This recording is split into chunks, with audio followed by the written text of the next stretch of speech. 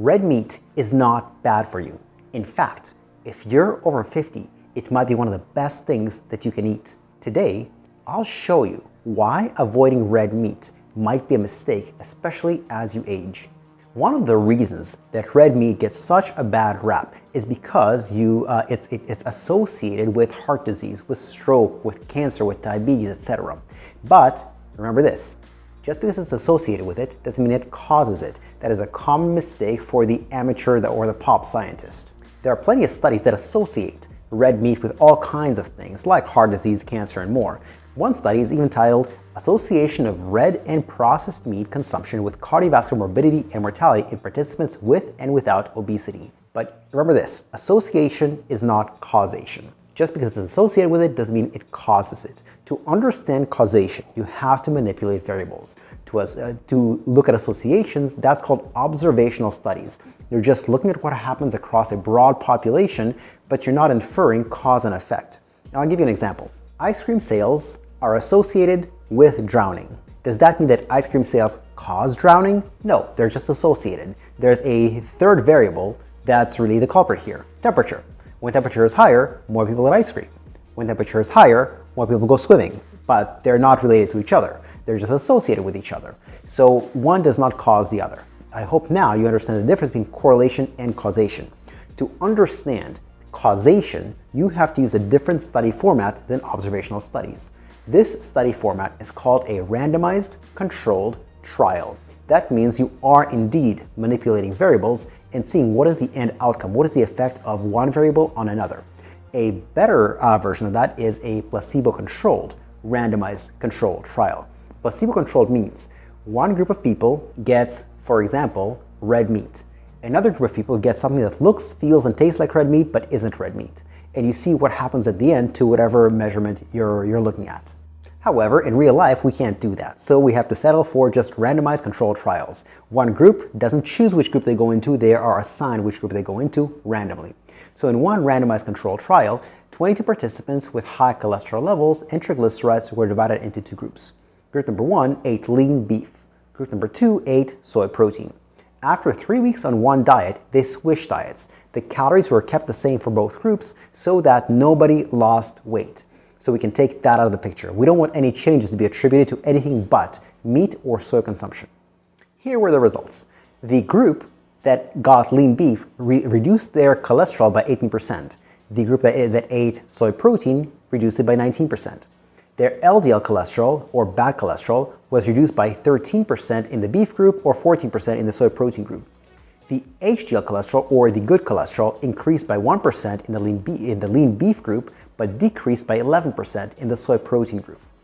And triglycerides decreased by 17% in the lean beef group and 15% in the soy protein group. What does that tell us? Beef is no worse, no better than other sources. And that's just one example. In another study, 159 dyslipidemic adults were divided into two groups. Before I tell you the groups, let's just define the word dyslipidemia. High cholesterol is just high cholesterol. Dyslipidemia means high total cholesterol, high LDL, and low HDL, and high triglycerides. That's dyslipidemia. So here were the two groups. Group number 1 ate lean red meat. Group number 2 ate lean white meat. And here were the results after about 8.5 months. The group that ate lean red meat decreased their total cholesterol by 1.3%. The lean white meat group decreased it by 2.1%. The LDL cholesterol, or the bad cholesterol, was reduced by 2% in the red meat group and 2.9% in the white meat group. The HDL cholesterol, the good cholesterol, increased by 2.2% in the red meat group and 1.5% in the white meat group. Triglycerides were decreased by about the exact same amount in both groups. Whether it was red meat or white meat, they were decreased by 1.8%. What does that tell us? That red meat is no superior or inferior to white meat, at least when it comes to lipids. In one systematic review, which is a study format that compares many randomized controlled trials and puts them into one study for statistical analysis, and they compared processed red meat to unprocessed red meat.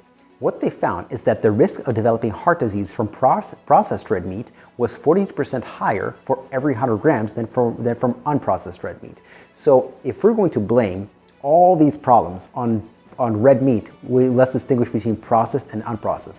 This is like saying that coffee is bad for you if You add sugar, cream, and syrup to it. Well, of course, but that's not the coffee that's to blame, that's the sugar, cream, and syrup. What about the impact of red meat on inflammation? Well, in one meta-analysis, they combined the results of 24 randomized controlled trials, and here were the conclusions. Meat. Neither red nor white meat does not increase inflammation, and that's any of the inflammatory markers. Not C-reactive protein, not tumor necrosis factor alpha, not IL-6 or interleukin 6. Even processed red meat increased inflammation slightly, and only in diabetics, inactive people, and people eating a low-fiber diet in fruits and veggies. In other words, even in people eating processed red meat, as long as they combine the processed red meat with some kind of fruit or vegetable, it didn't increase their inflammation either. Another meta-analysis of 20 randomized controlled trials found the same thing. Meat does not increase or decrease inflammation. So how did red meat end up getting such a bad rap, especially for inflammation? One is confirmation bias. People have an ideology in their head, and then they're looking for research that confirms their ideology and ignoring the research that opposes it. That's why I like to use systematic reviews and meta-analyses. It looks at all the research. It doesn't filter out, well, I like this one, I'm going to include this, but I don't like this one, I'm going to exclude it. Meta-analysis and systematic reviews look at all the research that's available and give you a conclusion based on the preponderance of evidence. Another reason why red meat gets such a bad rap is because, again, studies are observational, not necessarily randomized controlled trials. And so they confuse correlation with causation. There is no controlling of other variables. There is no controlling if they're eating red meat, but they're also eating a very high calorie diet. There is no saying if they eat red meat, but they're also inactive. Also, it's just a much better headline. Red meat is inflammatory is a great headline. It's not true, but it's a great headline from the perspective of readership. It gets way more readers.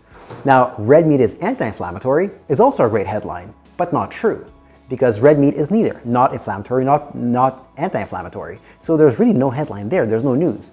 So because of that, it's much easier to run with it's pro-inflammatory than with anti-inflammatory.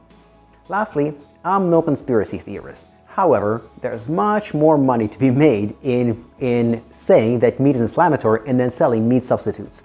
I won't name any specific companies, but meat substitutes are big business and on the rise. And so it's much more profitable to say meat is inflammatory as opposed to anti-inflammatory. So what are the greatest benefits of red meat? There are a bunch. First of all, it's one of the very few things that are very rich in protein. Again, only meat, fish, and seafood are rich in protein. 2, red meat is uniquely high in vitamin B12. There's no great vegetarian or vegan sources of B12. Red meat is uniquely good there. Now, if you're wondering, what is B12 for? It's needed for memory and it's needed for energy levels, for red blood cell production. Very often, some of the symptoms of vitamin B12 deficiency mirror the symptoms of dementia. And just by normalizing vitamin B12 levels, you make those symptoms go away if it wasn't true dementia. Red meat is also high in a natural chemical called creatine. Creatine is energy for muscles. We all produce it by our kidneys, but if you're eating a very low red meat diet or no red meat whatsoever, you can supplement with creatine, or you can eat red meat, which is naturally rich in creatine. And again, this is something unique to red meat. You don't find creatine in other sources. White meat a little bit, seafood a little bit, fish a little bit, vegetables, fruits, etc., none whatsoever. But in red meat, it's abundant, especially liver, but even if you don't eat liver, it's abundant in just muscle tissue of red meat. Recently, creatine has been used not just for enhancing muscle strength, but also cognitive function, faster thinking, lower dementia rates, etc. And also red meat is rich in both zinc as well as selenium, which are very important for your immune system. Lastly, I'll mention, and this is a matter of opinion, red meat is delicious. Finally, if I've convinced you that red meat is good for you, how much red meat should you eat? There's no limit, to your heart's content. As long as you're not eating red meat exclusively, eat some fiber, vegetables, and fruits along with it. Drink adequate water. And lastly, keep your calories in check. As long as your calories are low enough to maintain a healthy body weight, your protein is high enough to maintain good muscle mass, and you're eating adequate fruits and vegetables, you'll be fine with no limitations on red meat. On a personal level, I eat somewhere between 10 and 14 servings of red meat per week. And I have no issues with inflammation. I have about 8-10% body fat or cholesterol levels or anything else. If you like this information, I have lots more information just like this in my free exercise and nutrition newsletter. If you click on the link in the description below, that'll take you to our newsletter where you'll have the opportunity to subscribe. you always have the option of unsubscribing. Thank you and goodbye.